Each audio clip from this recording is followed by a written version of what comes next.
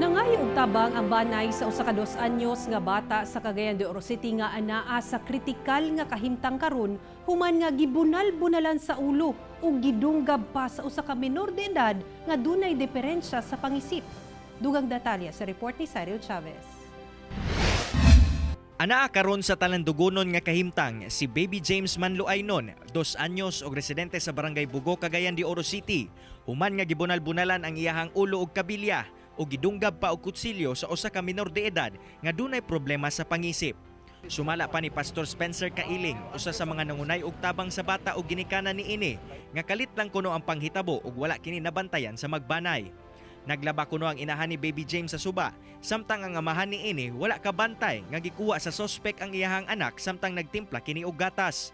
Si Baby James anaa karon sa intensive care unit sa NMMC kung asa ginatambalan o ginaobserbahan. Katong CT scan nga nakuha karon nga nasiak ang iyang diri sa left side, dili maoperahan, hopefully niingon ang doktor. So not as final pa karon pero kay giobserbahan siya karon.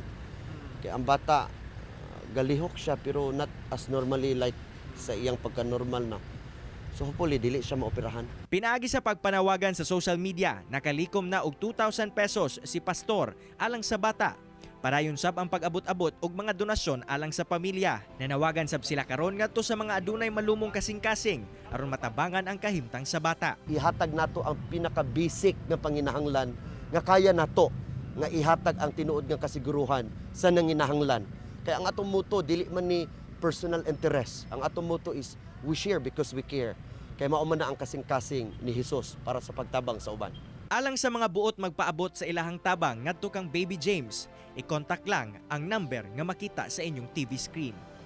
Kauban si James Yap sa kamera. Ako, si Cyril Chavez para sa One Mindanao.